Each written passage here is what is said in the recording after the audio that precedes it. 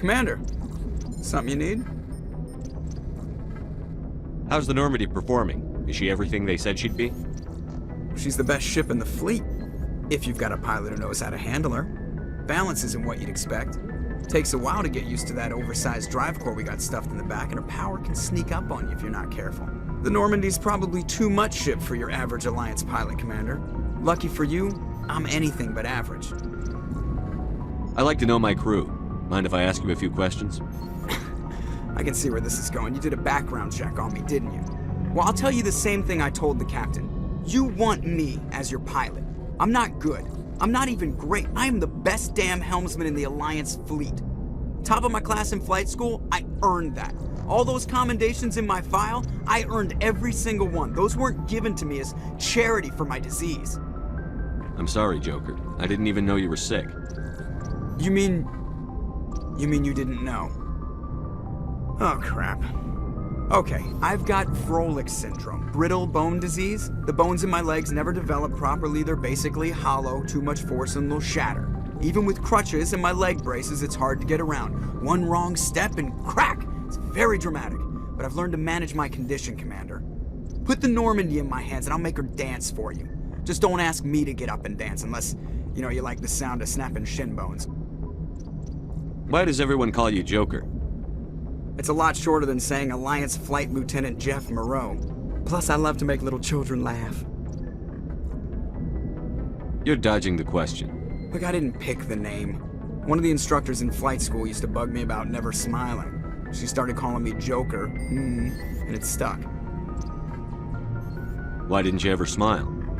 Hey, I worked my ass off in flight school, Commander. The world's not gonna hand you anything if you go around grinning like an idiot.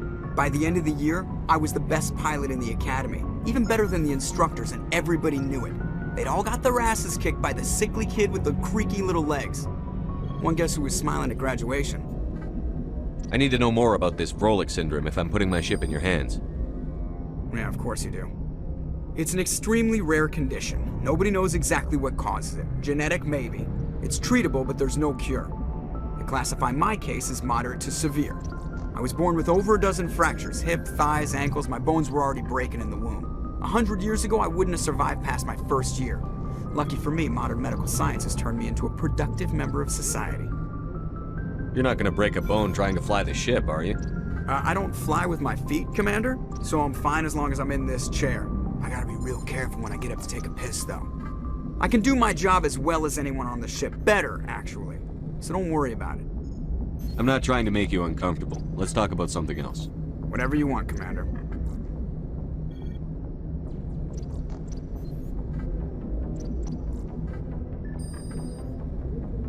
How'd you end up joining the Alliance? Look, if you're looking for an inspirational tale of the crippled kid overcoming impossible odds, you're gonna be disappointed. My mother was a civilian contractor working for the Alliance. I basically grew up on the Arcturus station back when they were building up the fleets. Spend all that time around Alliance ships, there's a good chance you'll end up going to the Academy.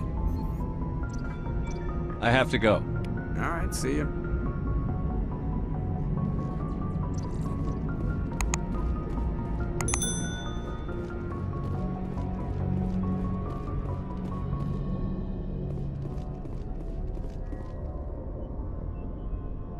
If anyone has to take over for Captain Anderson, I'm glad it's you. I'm not sure about having non-humans on our ship, though. We're all on the same team here, Presley. With all due respect, sir, that's what they said about Nihilus. Look how that turned out. Speak freely, Presley. I want to know if you have a problem with non-humans. It's not that, Commander. Humanity has always handled its own problems. Charon attacked one of our colonies. We should be the ones to stop him. We don't need their help. Some people think asking for help is a sign of weakness. That's just being stupid and stubborn. No matter how strong you are, allies can make you stronger. I guess so. Maybe I'm just stuck in the old ways of thinking. But don't worry, Commander, this won't be a problem. How did you end up assigned to the Normandy? I signed up with the Alliance as a navigator right out of school, following in my grandfather's footsteps, I guess. My first posting was on the Agincourt. We were one of the first reinforcements to arrive at Elysium after the Blitz hit, and those raiders were no match for an Alliance frigate. Of course, the only reason the colony was still standing was because of you, Commander. can't believe you held out as long as you did. How'd you end up on the Normandy? I got my officer's commission after Elysium. Must have made an impression on the right people. Captain asked for me when he was picking his crew. Carry on, Presley. Yes, sir.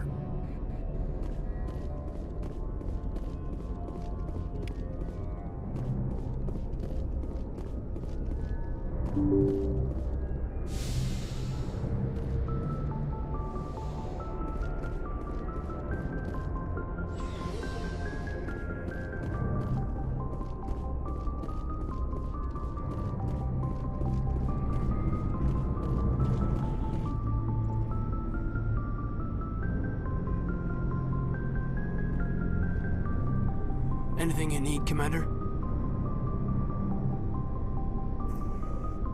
What's your opinion on the last mission? I don't see how we could have done things any better. At least not without getting to Eden Prime sooner. And we were on the scene faster than any other Alliance ship could have been. Just trying to get a sense of where the crew's at. Thoughts? I've wasted enough of your time for now, Commander. We'll have time for personal debriefings later. We'll talk another time, Lieutenant. Commander?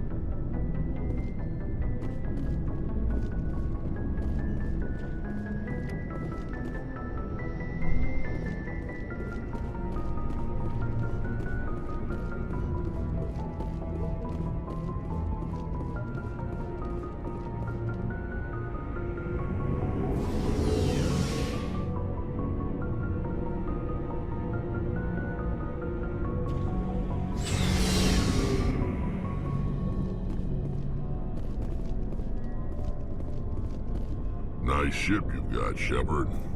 What can I do for you? What's your story, Wrex? There's no story.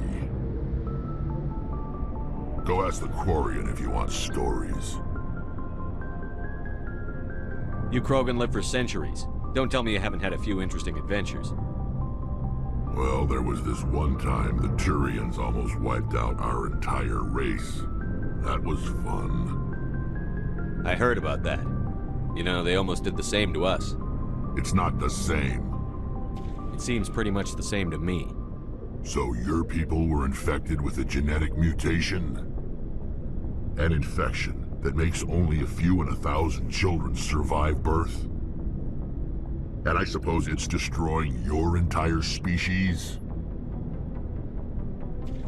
I suppose it isn't all the same. I don't expect you to understand. But don't compare humanity's fate with the Krogan. Sorry, Wrex. I wasn't trying to get you upset. Your ignorance doesn't upset me, Shepard.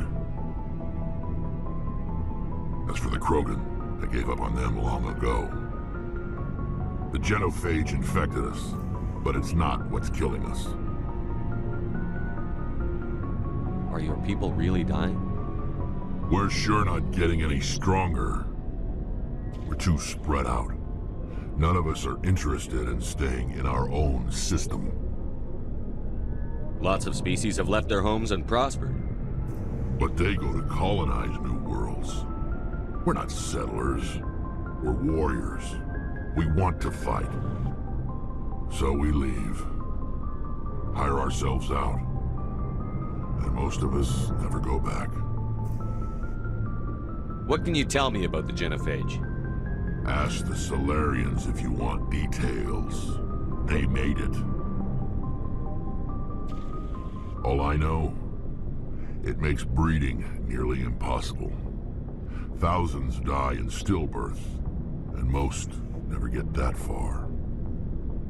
Every Krogan is infected, every one. And no one's rushing to find a cure. Why don't the Krogan try to find a cure? When was the last time you saw a Krogan scientist? You ask a Krogan, would he rather find a cure for the genophage or fight for credits? He'll choose fighting every time. It's just who we are, Shepard. I can't change that. Nobody can. So long, Wrex. Shepard.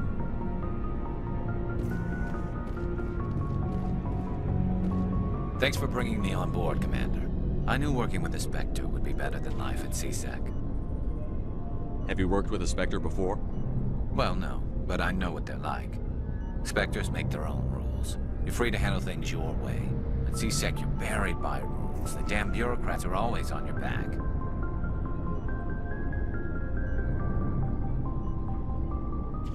For the most part, the rules are there for a reason. Maybe. But sometimes it feels like the rules are only there to stop me from doing my work. If I'm trying to take down a suspect, it shouldn't matter how I do it, as long as I do it. But C-Sec wants it done their way. Protocol and procedure come first. That's why I left. So you just quit because you didn't like the way they do things? There's more to it than that. It didn't start out bad, but as I rose in ranks, I got saddled with more and more red tape. C-Sec's handling of Charon was typical. I just couldn't take it anymore. I hate leaving. I hope you made the right choice. I'd hate for you to regret it later. Well, that's sort of why I teamed up with you. It's a chance for me to get off the Citadel, see how things are done outside C-Sec. Either way, I plan to make the most of this. And without C-Sec headquarters looking over my shoulder, well, maybe I can get the job done my way for a change. If getting the job done means endangering innocent people, then no. We get the job done right, not fast. Got it? I wasn't trying to. I understand, Commander.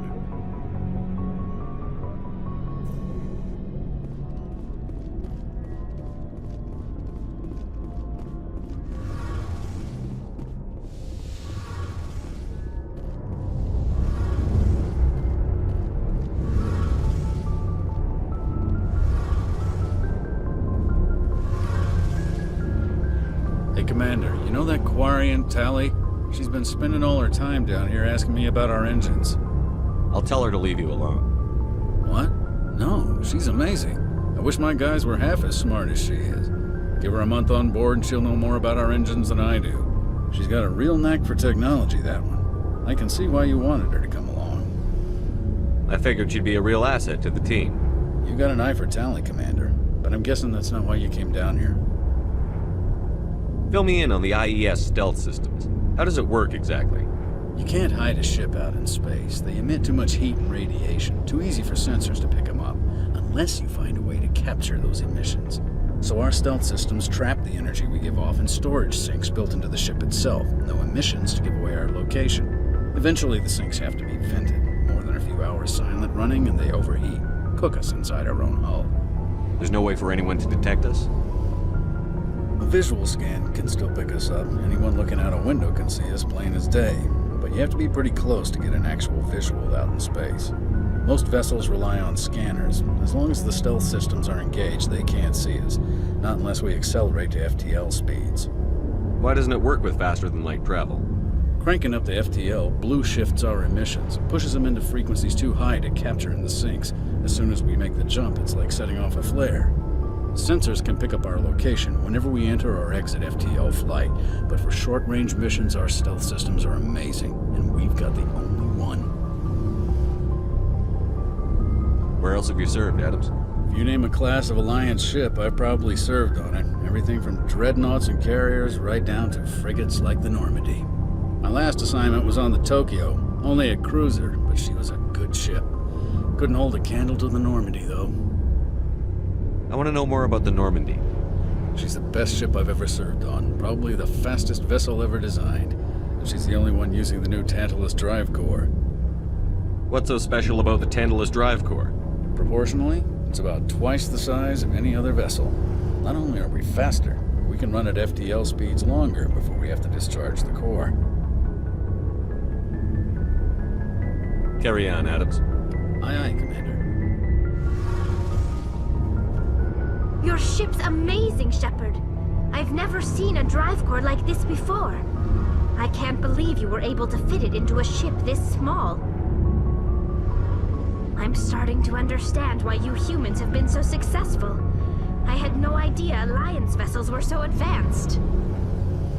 The Normandy's a prototype. Cutting-edge technology.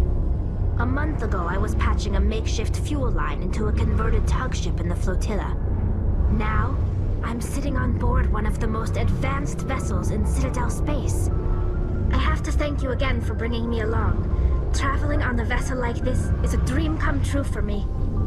I had no idea you found ship technology so interesting. It comes with being a Quarian. The migrant fleet is the key to the survival of my people. Ships are our most valuable resource. But we don't have anything like this. We make do with cast-offs and second-hand equipment. We just try to keep them running for as long as we can. Some of the fleet's larger vessels date all the way back to our original flight from the Geth. I can't believe your fleet's still using ships that are 3 centuries old. They're constantly being repaired, modified, and refitted. They aren't pretty, but they work. Mostly. We've tried to make ourselves as independent as possible on the flotilla, grow our own food, mine, and process our own fuel. But some things we just can't make on our own. A patch to maintain the hull integrity requires raw materials we just don't have. That's why our pilgrimages are so important. Tell me about your people. Our lives aren't easy. Resources are scarce, and we are constantly on the move. Everything we do must in some way contribute to the continuation of the migrant fleet. There are 17 million Quarians in the flotilla, and each of us relies on the others for survival. The bonds among my people are strong. Unfortunately, we have had to surrender many of the freedoms and civil liberties other species take for granted. What kind of freedoms? Well, it's illegal for parents to have more than one child. If our population grows too much, it would strain our resources to their breaking point. Of course, we also can't allow our numbers to become too few. If our population is in decline, the rule against single births is temporarily repealed. In extreme cases of population decline, incentives are even offered to encourage multiple births, though the Conclave hasn't had to take such measures in nearly a century. That's your government. The Conclave is our civilian branch of government. Each ship can elect a representative to serve on the Conclave and make decisions that affect the fleet as a whole. On matters that affect an individual ship, however, the captain has the final say. It's a tradition that dates back to the early days, when the fleet was governed by martial law. Fortunately, most captains nowadays are smart enough to have an elected council from their crew to give them advice and guidance. So the ultimate power rests with elected officials. In practice, the Conclave and the respective council for each ship tend to set the rules that govern our daily lives. But in theory, we are still under military jurisdiction. The 5 top-ranking military officials in the fleet serve on the Admiralty Board. These 5 have the power to overrule any decision by the Conclave in case of emergency. To do so requires unanimous agreement among the Admiralty, and they can only do this once. After that, the entire board must resign their posts. It's a safeguard that served us well. In nearly 3 centuries, the Admiralty Board has only overruled the Conclave 4 times. I want to know more about the Geth. I doubt I can tell you anything you don't already know. It's been almost 3 centuries since they drove my people into exile. All I know is the story of their origins. What they were when we created them, and how they turned on us. Interesting. The Geth were originally created to serve as an automated manual labor force. Initially, their intelligence was as limited as any VI. Over time, we made small modifications to their programming to allow them to perform more varied and complex tasks, bringing them closer and closer to true AI status. How come the Council didn't step in and stop you? This wasn't true AI research. We may have been skirting the bounds of the law, but we never did anything that was actually illegal.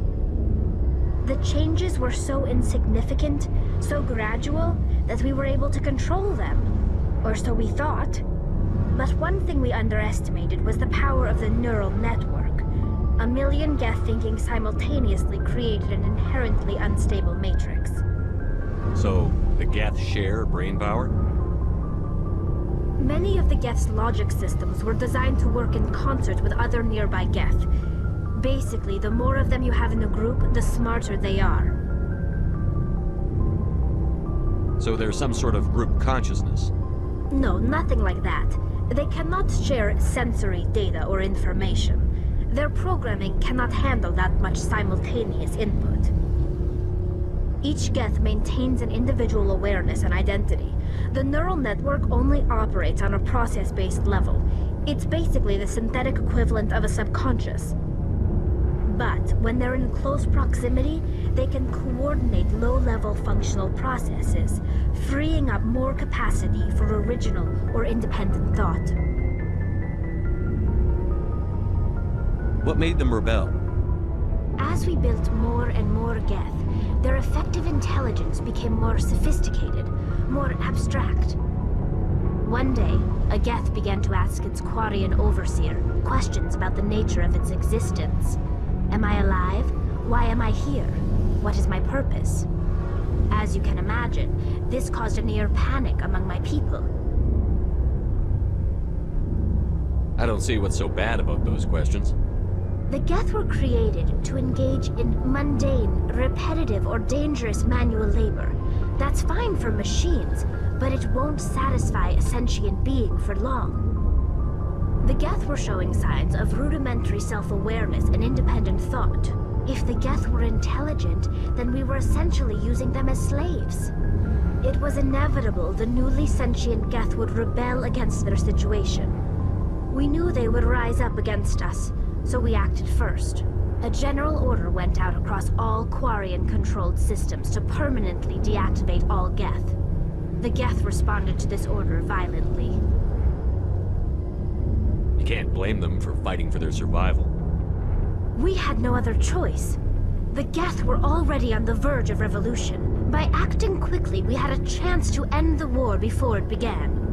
The hope was that most of the Geth would still be little more than machines, incapable of organized resistance.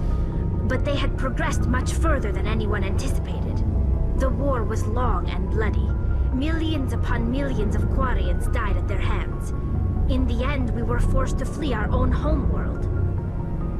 We feared the Geth would pursue us, but they never came beyond the veil. Now we drift through space, exile, searching for a way to reclaim what was once ours. I want to know more about the pilgrimage. When my people reach maturity, we leave our birth ships and seek acceptance with a new crew. It's necessary to maintain genetic diversity among the fleet. But no ship wants to accept someone who will be a burden on them. So, to prove our worth, we embark on a pilgrimage. We set out alone, leaving the flotilla and our families behind us. We only return once we have found something of value we can bring back to the fleet. This is presented as a gift to the captain of the respective ship we wish to join. If the gift is accepted, we are welcomed into the crew. Can a captain choose to reject the gift? That doesn't happen often. Most captains are eager to increase the size of their crew. It increases their own standing in our society. Even when the gift is not particularly valuable, the captain usually accepts it out of a sense of tradition. However, there is a stigma to presenting a substandard gift. It's not the best way to make a good impression on a new community. Most pilgrims don't return until they find something worthwhile. I can't believe they just send you off alone. It's not like they just cast us out. Before we leave, we are given lessons in how to survive outside the flotilla, and given gifts to help us on our journey. We also receive implants to fight off sickness and disease. Generations of living in an isolated and highly controlled environment have left our immune systems weaker than most. By the time we leave the fleet, we are well equipped for the pilgrimage. This is a rite of passage for all Quarians. If it were dangerous, our numbers would suffer. Virtually every pilgrimage ends with a triumphant return and the ritual presentation of the gift to one of the fleet's captains. I want to talk about something else. Like what? I should go. See you later.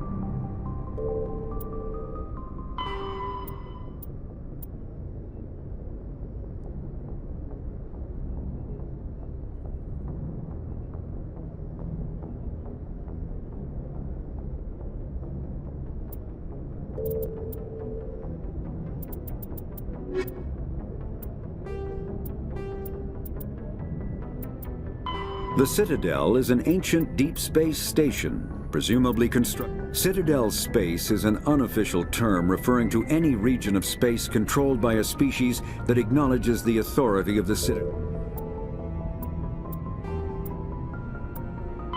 Faster-than-light drives use element zero cores to reduce the mass of the ship, allowing higher rates of acceleration. This effectively raises the speed of larger warships are generally classified in one of four weights. Frigates are small, fast ships used for scouting and screening of larger vessels. The Normandy is a prototype starship developed by the Human Systems Alliance with the assistance of the Citadel Council. It is Biotics is the ability of rare. When subjected to an electrical current, the rare material dubbed Element Zero, or EZO, emits a dark energy field that raises or lowers the mass of all objects.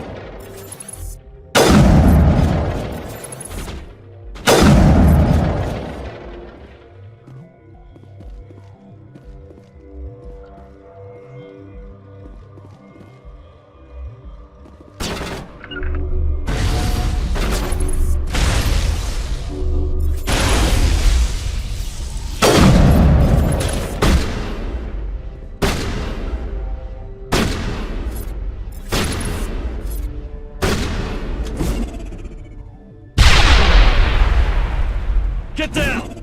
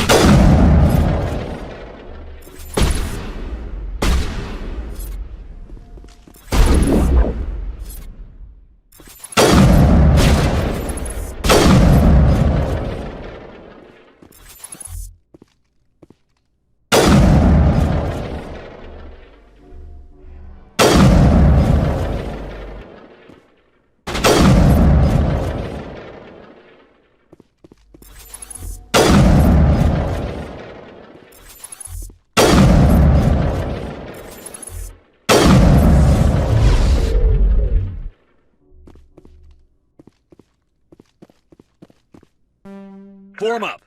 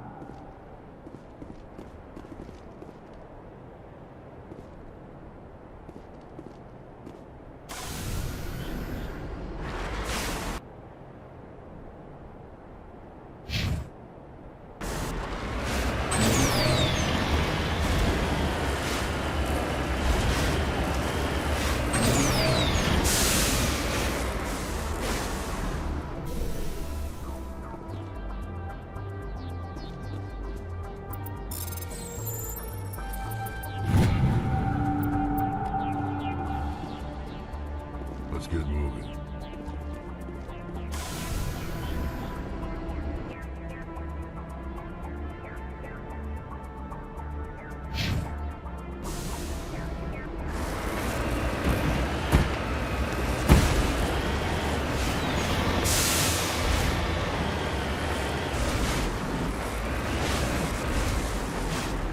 En route.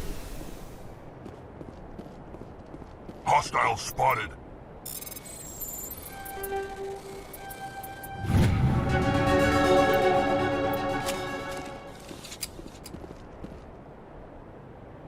Clear.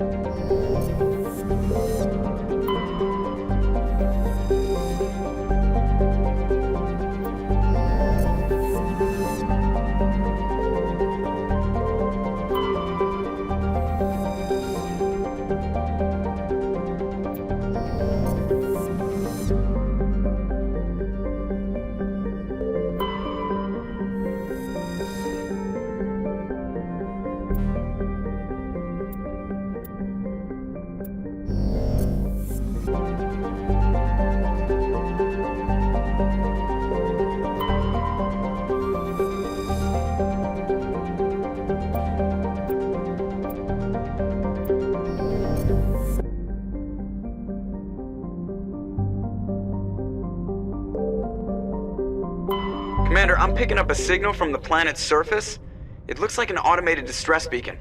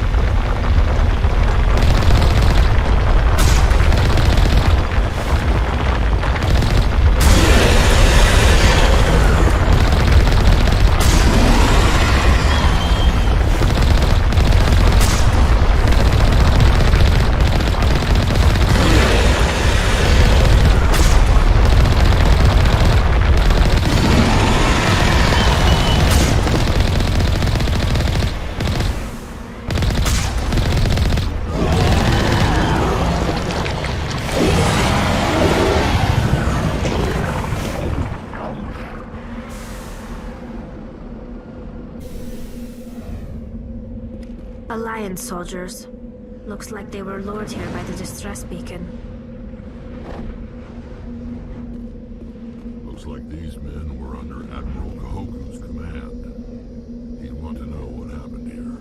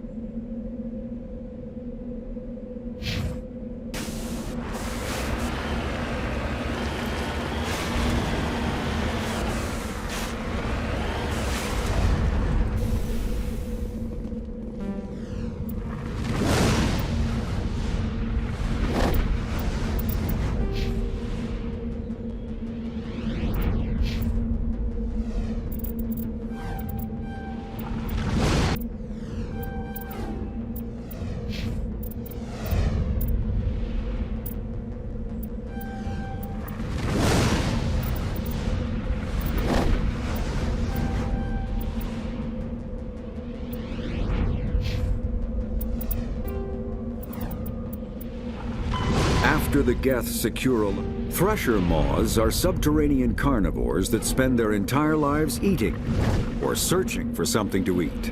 Threshers reproduce via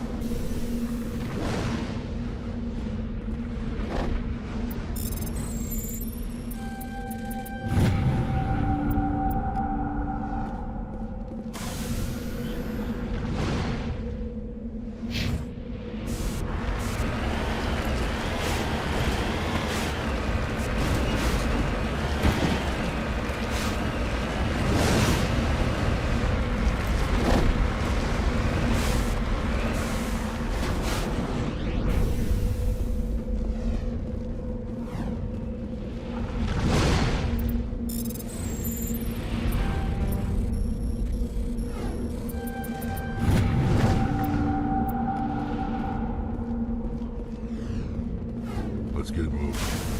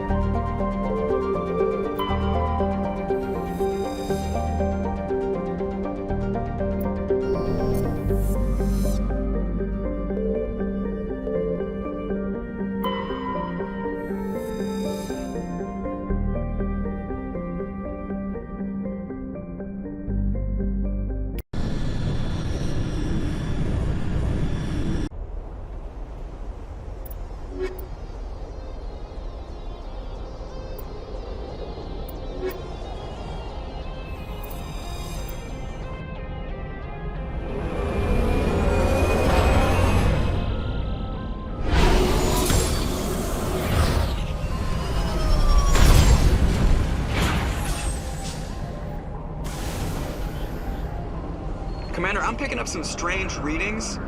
Really strange, like off the damn charts. It looks like it's coming from an underground complex a few clicks away from the drop zone.